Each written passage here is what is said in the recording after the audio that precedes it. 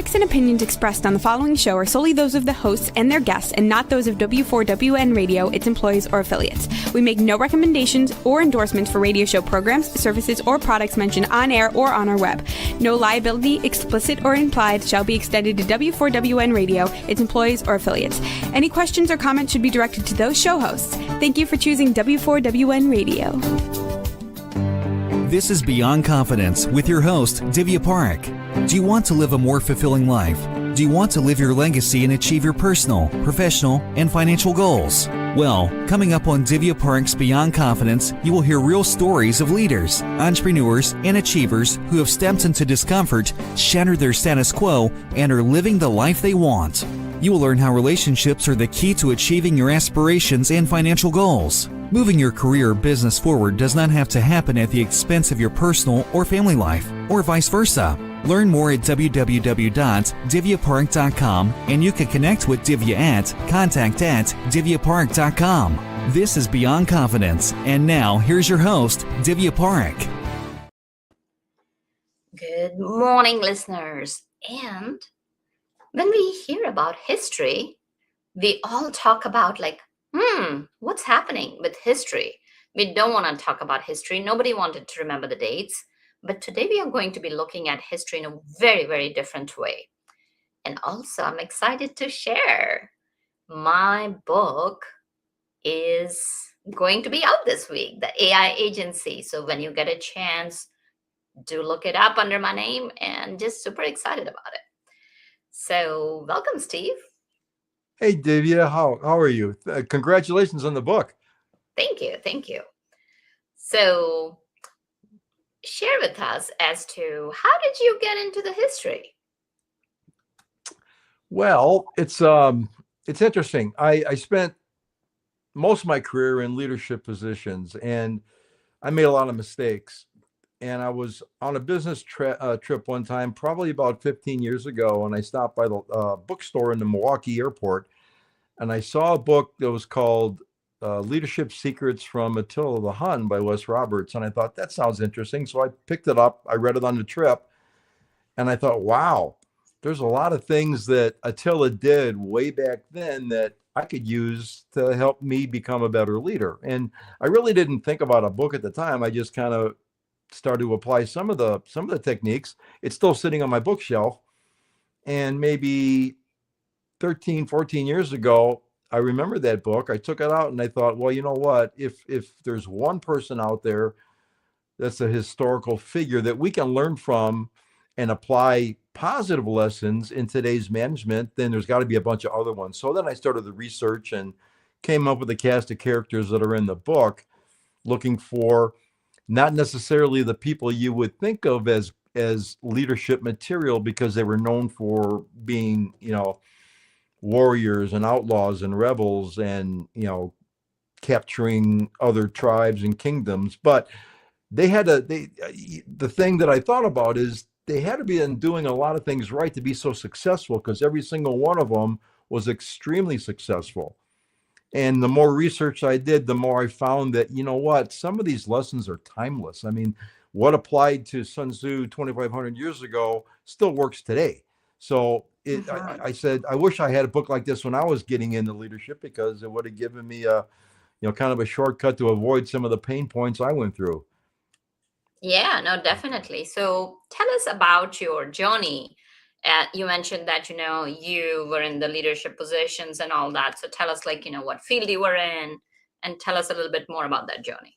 Sure, absolutely. So I started out, my family owned a small manufacturing company. So I started out in the family business. I learned, I'm from the Midwest. So my folks instilled the Midwest work ethic, and going to work for the family business was a little challenging for any, I guess, relative of a business owner, because you either have to, work harder than everybody else to prove that you're not just there because you're the owner's kid, or you can, everybody's worked for a business or know somebody probably where the owner's children or relatives feel they don't have to work quite so hard because, their dad owns a company. Well, I had to prove myself at an early age that, I can stand on my own. So I kind of got my work ethic early on. And then I spent the next 22 years as I moved on to various competitors of the business that in manufacturing. Mm-hmm. And I was always a supervisor or a manager or at a higher director level throughout my first 22 years. And then I went to work for my biggest customer, which was kind of a step up the food chain. It was a contract manufacturer. When I started with them, they were, I don't know, $350 million company, which, I'd been involved in small businesses. So this was kind of a medium-sized business to me. And I was tasked with putting together a team that would go out and develop a global supply chain that would support this company's tremendous growth plans. When I left the company, they were about $3 billion, and this year they're about to hit $4 billion.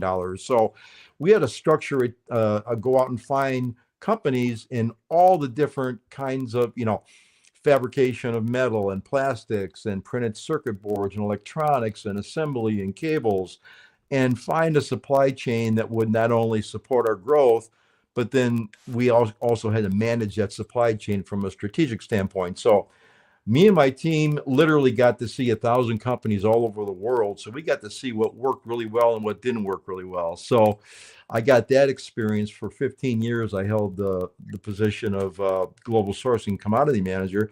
And then that experience taught me that there was a lot of people out there that really did a great job, but there was just as many people that could use some help. And my kind of unique experience of being, on the ground floor, working in shops and building things, to getting to work with these, the best companies throughout the world that other companies could benefit from my knowledge. So I started this company in 2013, and I've been going pretty strong ever since. So that was my I guess, work history. But I've always been a writer, throughout the whole time. Yeah. So now that makes sense. And so let's kind of go back to your journey. So many times when we talk about the corporations and organizations, people have this idea of people sitting either openly, either working remotely, since especially COVID, or people working in open spaces or in offices, and nobody focuses on the manufacturing. And I've been on the manufacturing side, not fully, but have had a lot of interactions with that and supply chain and all that. So let's kind of dive into that. Sure, absolutely. So tell me, so from the manufacturing perspective, you are on the floor, and it's not just because what happens is that when you're sitting on the cube, it's you, your computer, team meetings, versus this, you're experiencing live problems throughout the day. And even though you may have standard operating procedures, you may have protocols and all of that. So tell us, what were some of your learnings and what were some of the challenges that you faced during that time? That's a good question. And it really ties into kind of the theme of the book. I changed my leadership style just because of what you had just mentioned. Back, COVID didn't hit until I had this company. So most of my career was face-to-face meetings, a lot of travel, going to see customers, going to see suppliers, where we didn't have the technology to do what we can do today. So one of the, I guess, hardest lessons that I learned, and one of the first lessons that I learned, is you really have to lead by example. You can't be sitting in your office just barking out orders and expecting your people to want to follow you, because that doesn't work. You've got to be out there side by side on the floor with them as problems come up, being out there and willing to get your hands dirty. And I think that earns you a lot of respect, and it earns you a lot of trust. And those are two of the cornerstones to any great leader, is being out there with your people, leading by example, and not asking them to do something you haven't done yourself. So problems come up real time. You've got to react quickly. You've got to make very quick decisions. And the other thing that I learned is, we're not perfect. Nobody, even the best leaders, make mistakes. But the key to that is recognizing when you make a mistake and being able to course correct and change direction. So saying, what, guys, I steered you wrong. I told you what to do, and we totally messed this up. We got to come up with a new solution and get my team's input and go out and change course. And I think that's one of the biggest parts of being a great leader is recognizing when you do make a mistake and being able to change it quickly. Mm-hmm. Absolutely. And when you talk about on the floor, tell us more about what kind of problems would you experience? Mostly quality problems, right? So, we made stuff. So if there was no problems, there's not a lot of things going on out in the floor other than production moving and things going great. But no manufacturing company is that good. There's always something happening, whether it's a process problem or a product problem. You've got to get out there and get your hands dirty and solve it, right? Is the equipment, Yeah. operating correctly? Like you said, you've got work instructions and documentation on how to actually do the job, but you're still working with people and people are imperfect. So there's going to be mistakes. There's going to be issues that have to be handled. There's going to have to be customer interaction to determine whether or not we can get through this, or we have to maybe rebuild the product or come up with a repair or something. So you're constantly fighting, what the customer expects, which is perfection, versus what you can actually produce, which is maybe close to perfection. So you've always got to have that balance and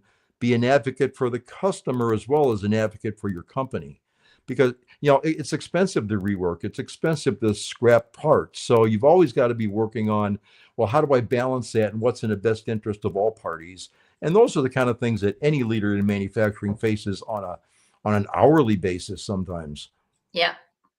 So the thing is that it's important to incorporate and integrate some quality systems. So this way, you're not waiting till the last minute that, oh gosh, this product hasn't turned out good. It's important to have those checks and balances at different time points, whether it is automated. I know, like you're mentioning that, we have got technology now. So whether it's technology or whether it's humans. So tell us more. I know that you work on the quality management systems. What are some of the essentials to have that in the process so that way you're not like experiencing the problem at the end of the chain? Right. Well, a core part of outside of my writing, my core part of my company is helping companies improve their business processes, which is their quality system, right? It basically covers everything from quoting to shipping in any type of business, whether you're manufacturing or service. And I help them streamline their systems and put controls in place so that we minimize the problems. And what I do with every single client first time we get together is we kind of set expectations, right? We look at, okay, we got to look at where you're at now and where you want to be. Where are your pain points? What's causing you the most grief? And I just go through, once we start working together, we go through every single major department in the company. And I kind of have a little three question test that I ask them. I said, first off, is this process working the way you want it to? Obviously, they're bringing me in, so the processes usually aren't working as well as they'd like them to be. And then the third is, okay, if it is working the way you want it to, is there a way to streamline it and make it better? And then the last question that really is the most important is what you're doing adding value to the company? Because a lot of people do a lot of things that they think need to be done, but if they're a certified company to like say an ISO standard, then they may be doing a lot of things that they think have to be done, but in reality, it's just busy work, right? So it's taking away from them actually adding more value to the company. So we go through that process through all of them. And I think the biggest thing that kind of a system does for any manufacturing or service company is it standardizes, like you said, standardizes work, make things consistent, because people are always going to be, like I said, imperfect, but at least from a training standpoint, from a day-to-day operational standpoint, we've standardized the work process so that we should get fairly consistent results. And consistency is what manufacturing is all about. Absolutely. And you nailed it when you said that consistency is the key. Because first of all, it got to be sustainable. Any process that you have, if you want consistent, repeatable, robust process and repeatable results for consistency, then the process gotta like be producing that same product every single time. Right. And that's where like, you are talking about the quality checks, and having those quality checks at different pain points is really, really important. And one thing that you said really resonated with me is that your three questions. Oh, It's yes. about continuous improvement. Right. Are we just doing the busy work, or revisiting those processes and seeing like, where could I shorten it? And even if I'm shortening it, that it doesn't impact the quality, where am I doing the busy work? So assessing those and increasing the value before thinking of scaling, because so many times what happens is there are companies, they start out, in a lot of startups have those growing pains, and then when there are falls, then it doesn't scale. So that's Right. that's really good. So now, of course, as we have talked about some of the manufacturing pains, we don't have enough time to go through it. So tell us, like in the manufacturing arena, or it could be global supplier vendors, like dealing, or even for that matter, when people are there, who were like a couple of your like, favorite historical leaders Hmm. in their lifestyle, and like, how did you measure their success? How did you define their success? Because there are a lot of leaders out there that have been there and who have been viewed as fearsome, and in some eyes they would not be successful. So what were your criteria as you started writing the book? Well, I get it. I get asked that a lot. That like, who's your favorite leader? And it's hard to pick just one or two. I love them all. And one of the things I usually fall back on is there's two people in the book, Sonny Barger, who ran the Hells Angels for almost 5 decades, and Steve Jobs, and because they lived in my lifetime. I got to see the results of their efforts, and I lived it as they were living it. So the other people are historical. All you can do is do research, and you know about them. You learn about how they conquered and how they did this, and Catherine the Great and all the things she did to maintain her control over Russia for 35 years. But the people that like Sonny and Steve Jobs, I was a big fan of both of those people long before I thought about writing the book. So I knew about each of them, and they were interesting. One of the, I guess, common themes that run through all of the characters in the book is every single one of them would prefer to uh, to go down the nonviolent path first, right? They would try to negotiate agreements or settlements or takeovers or negotiate a surrender without having to go to battle in some cases. Or they only resorted to violence when peace didn't work. So I thought that was really interesting, because you don't think of people like Genghis Khan and Attila the Hun and Blackbeard the pirate as negotiators. You think of them as very brutal criminals. Yep. But they would rather, they were smart enough to know that if I can take over this particular other competitor and not lose any of my men, then that's a win-win. And they always sought to I guess come up with a win-win instead of a zero-sum kind of a negotiation. And the other thing that ran through that Steve Jobs is kind of universally known as a heretic. He created things and did things that nobody expected, that he always challenged the status quo. That's kind of the theme throughout the book as well. Every one of these people challenged the status quo in their respective time period and circumstances to kind of look like those three questions, right? Why are we doing it this way? And is it the best way to do things? So I think that there's lessons from every single one of them that resonate with me personally, because what I included in the book is there's 20 lessons, one lesson from the leader, and then a lesson from my personal experience with that particular situation where I either succeeded or failed very poorly. So I'm hoping the audience can learn from my failures and mistakes just as much as they can learn from the successes of the leaders that are in the book. So if I had to pick a couple, I'd pick Sonny and Steve Jobs, only because I know them in real time. The other Mm-hmm. leaders are just, the research and the records that they left behind of their battles and their successes and the things that they did right. So I guess I'd have to go with Sonny and Steve. So tell us one of their successes that resonated with you, and how did you pair it with your own success or failure?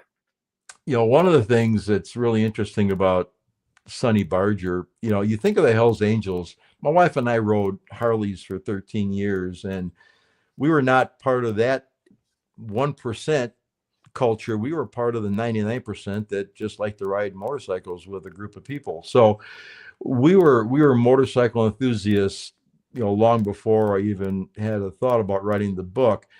But what Sonny did, you look at a motorcycle gang, especially an outlaw motorcycle gang, they're some of the toughest people in the world, right? It's not like you're working with a bunch of engineers. You're working with people that are very violent, very brutal.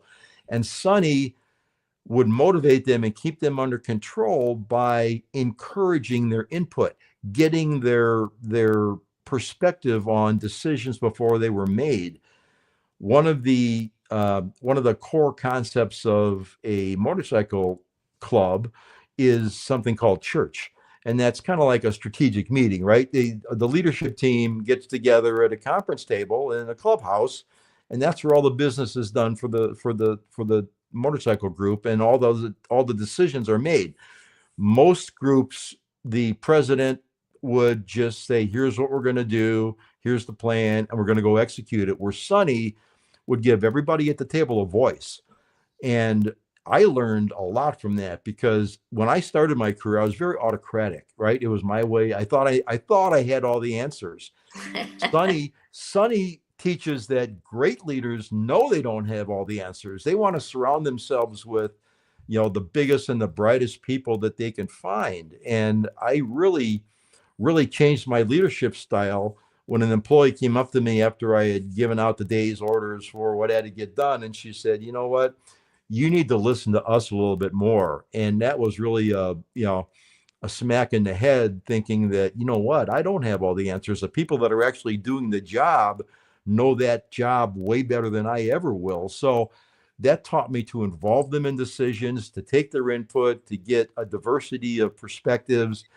And, it's kind of overused, but really 2 heads or 3 heads or 4 heads are always better than one. You make way better decisions when you get other people's perspectives. And that's what Sonny did. Groupthink is very destructive. And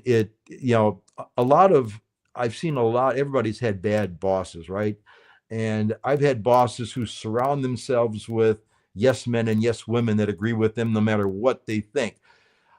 Sonny taught me that, you want to hire people smarter than you whenever you can. You want people to want your job. Poor leaders are afraid of that. They're threatened by that. They're worried about losing their job. But that's the wrong way to think about it. You want people that are smarter than you, because you're going to be better. You're going to make better decisions. If they want your job, I'd like every one of my people on my team to want my job, because for them to succeed, they got to make me look good. And for them to move up, hopefully I'm moving up. So I think that's what sets great leaders apart from weak leaders, is that ability to take information and really listen to their employees about things that impact their employees. Mm-hmm. Yeah, no, that definitely makes sense. And thank you for being vulnerable and sharing what you thought and how you changed. So, as you went through the change, where you were thinking it was my way or highway, to going and getting people's perspective. So many times also what happens is that, just like anything, there are blind spots with all the things. Sometimes leaders are getting so caught up in getting everybody's perspective that there is a analysis paralysis, because everybody may have Exactly. their 2 cents. And did you experience that? And if you did, how did you overcome that? That's exact. I use that quote in one of my lessons, analysis by paralysis. You've got to be able to, as a leader, understand when you have making a decision with the information available at the time, right? You can wait forever to get more data, more perspectives, more input. And it kind of, like you said, paralyzes you. I think George Patton said a good plan executed today is better than a great plan executed next week, right? Do something now. So a great leader has got to be able to understand, I've got to make a decision with the best information I've got right now. And it's better to make a decision and be wrong than wait too long and make a decision that's right, because then you've missed the opportunity. So I had to learn that. You know what, there's a point that you reach that additional data is going to do nothing but cloud your decision making. Bringing more people in is going to do nothing but slow down the process, right? Span of control is important. You want to keep your teams to a manageable size, a decision-making team. If you're running a department to 3 to 5 people, any more than that, nobody's going to agree on anything, and you're going to just be going around and spinning your wheels, right? And you've got to be able to recognize that, what that point is. When do I hit that point where, okay, I have all the information I need, let's collectively make a decision? And if you can't do that, then you have to fall back on, okay, I hear all your points, I understand the concerns, I think this is the direction we need to go, and you've got to sell it to them, right? You can't demand it, you've got to sell it to them to get their buy-in. So you're absolutely right. I mean, analysis paralysis, it happens every single day to every single leader if they're not careful. Absolutely. So that brings 2 questions to my mind.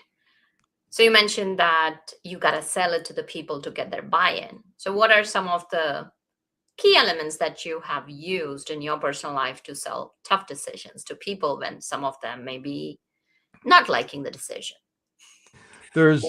Yes, and there's a bit of an art to that, right? I mean, using the Socratic method, where you ask questions you know the answer to, but you're trying to get the other person to see the same answer that you have, right? One of the hardest things, and I don't want this to come off as anything other than genuine, but one of the hardest things it is as a leader to do is to get people to kind of go in the direction you want them to go, but think that it's their idea, and not being disingenuous, but actually, convince them of ways to think about a problem in a different perspective, so that they might think, oh, I never thought of it that way. And they will naturally change what they thought was the right path. But now they're thinking, well, maybe I didn't see that obstacle, or I didn't see that consequence of going down that path. So just kind of going back and forth and asking questions, kind of self-directing them to, here's the point that we want to get to, a solution that works for everybody and solves the problem in the quickest way, but leading them, not directing them, not demanding anything of them, but leading them in a way that gets them to change their thinking. And sometimes they may think of something that you didn't think of, that, what, I didn't think of it in that perspective. And that, like I said, you always make better decisions with a team effort, an effective small team effort, than you would all by yourself, because you only think, the way that you think, and you may not consider somebody else's background or experience, and they see things coming that you might not see coming. So the trick is to get everybody to be open and honest and share and talk. And then it's kind of organic. The output, kind of grows on its own. And you have to be careful, like you said, to not let it get out of control or go off into directions that you don't want it to go. You got to keep them focused, but you want them to start to look at things and start to consider, okay, if we do it this way, what's the good and the bad that can happen? And once they start doing that, everybody kind of collectively starts thinking about the problem in the same reference, and then they come up with a solution that's more of what you thought maybe was a direction we should be going. But like I said, sometimes, I'd find out I was totally wrong, that just by going through that process, I found out that they had a better solution than I would have ever thought of on my own. So it's all about coaching and mentoring and kind of steering them to a collective best solution win-win situation. Absolutely. Now, to add a little twist to what we are talking, and this may sound contradictory, unfortunately, sometimes what happens is that reality is very different than what we talk about. So you mentioned that it's important that we do take some decision, because if we keep on waiting, things will not pan out. But then there are so many cultures where people are not allowed to fail, where you know that like you take a decision and if it goes the wrong way, you will be penalized for it. You may be made the scapegoat. So what are some of the ways that you dealt with that? I'm sure you experienced that, because there's so many of my clients who will come to me with that. So I'd love to hear your thoughts on it. Absolutely. The I guess environment you need to create is one where people are not afraid to take risks, right? You know, a lot of leaders are very punitive when an employee makes a mistake, right? They're punished in some way, or they're cut out of decision making for a while. I think that's totally 180 degrees wrong. I think you need to reward people that are willing to take a calculated risk, right? You don't want your employees to be reckless, but you know, the status quo really never created any game changers. It's the people that thought outside the box, if you will, that, you know, we haven't tried it this way. I'm going to see what happens if we do it this way. And they're going to fail, but they're going to succeed too. And I think that by rewarding failures that were started with good intentions to improve a process or and to improve the product quality or customer service, I think that by rewarding people for taking that risk and trying something new will just, give them more confidence to keep taking risks and coming up with better ideas. And obviously, if a individual is consistently making poor decisions, that's one thing. But generally, what happens is I reward failures as long as there's learning that comes along with it, right? I made a mistake, but I learned why it didn't work, and I can apply that to the next thing I may want to try, so I can avoid that and maybe become more successful.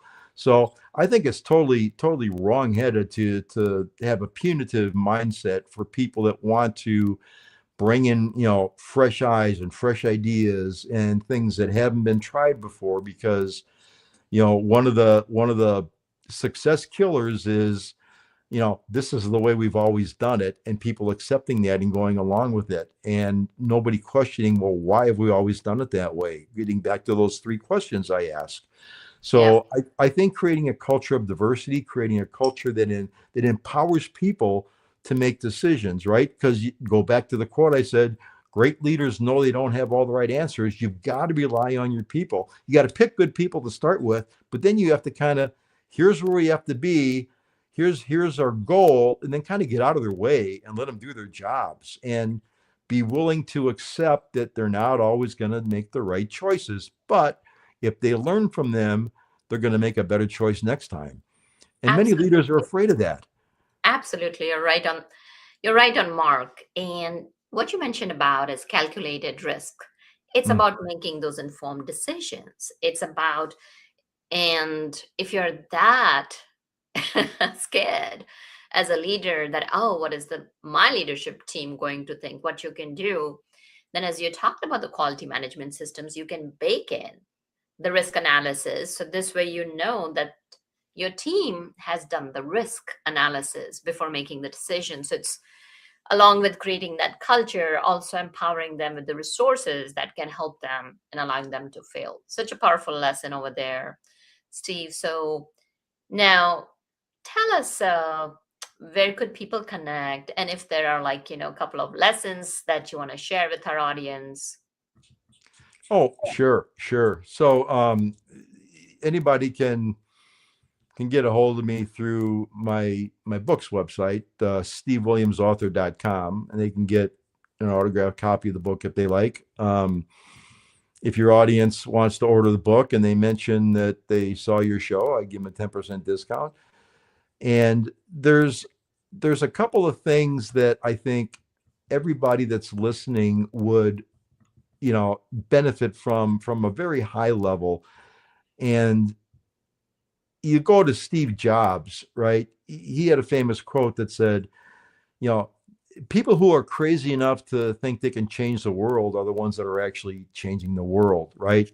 I think that what he was looking at is think outside the box, right? Be a heretic. It was heretics that discovered the world isn't flat. I mean, we would have made no progress through any of our industrial revolutions without people that would think of things differently than it's always been done. And I think that that's probably one of the biggest things a leader can do is look outside their little comfort zone and start looking at, well, let's find a way to make this process better. Let's find a way to make this employee better, or this company better, or a product better. And I think what they'll learn is that relying on your team and getting their input, letting them fail. It's funny that somebody like Sonny Barger, who ran the Hells Angels, his quote was, "I've got to give my people the freedom to screw up." I mean, who would have thought that the leader of a motorcycle gang would think that way? But he knew that as long as they learned from their mistakes, that the mistakes would start to go down and the successes would start to go up. So he was not your typical motorcycle, president. He led from a place that other people can take a lot of lessons from. So there's lessons in here from everybody, from building the right team. Why waiting too long to make a decision is worse than making a decision quickly and it being wrong. How to negotiate win-wins, and how to avoid that analysis by paralysis, and know when to make a decision and when to look for a little bit more information before you do. So those are all lessons any leader can benefit from. Yeah, no, thank you for sharing. Any other last thoughts you'd like to add? Just, leaders have to believe in themselves. They have to have the confidence to know that, I've got to trust myself. I've got to trust my team. And I know that we're not going to be perfect, but we're going to get as close as we can, right? I'm from Wisconsin. Vince Lombardi, legendary coach of the Green Bay Packers, was, he's still a legend here. And one of his famous quotes is, we're going to chase perfection. We may not catch it, but we will get to excellence. So setting the goal high, understanding that you may not reach it, but you'll get pretty close, I think is what leaders have to understand, that they have to be both, set the bar high, but also set achievable goals that we can hit and get incremental improvement over time. Mm-hmm. Absolutely. Well, thank you for sharing your thoughts and bringing to the forefront that fail fast. Because when you fail fast, then you know how to succeed in the future. And thank you for joining us, and wonderful audience. Without you, the show would not be possible. And it's important to allow that space and give yourself that permission to make mistakes, because from where I sit, there are no mistakes. I mean, of course, there are some mistakes which we cannot reverse. So it's important to kind of think about that as well. But allowing yourself to learn from those and use them as learning opportunities and growing forward. Right. And let us know what else you would like for us to bring to you so that you can live your life the best you can. And thank you, Juan, for making the show technically possible. Be well and take care until next time. Thank you for being part of Beyond Confidence with your host, Divya Park. We hope you have learned more about how to start living the life you want. Each week on Beyond Confidence, you hear stories of real people who have experienced growth by overcoming their fears and building meaningful relationships. During Beyond Confidence, Divya Park shares what happened to her when she stepped out of her comfort zone to work directly with people across the globe. She not only coaches people how to form heart connections, but also transform relationships to mutually beneficial partnerships as they strive to live the life they want. If you are ready to live the life you want and leverage your strengths, learn more at www.divyapark.com. And you can connect with Divya at contact@divyapark.com. We look forward to you joining us next week.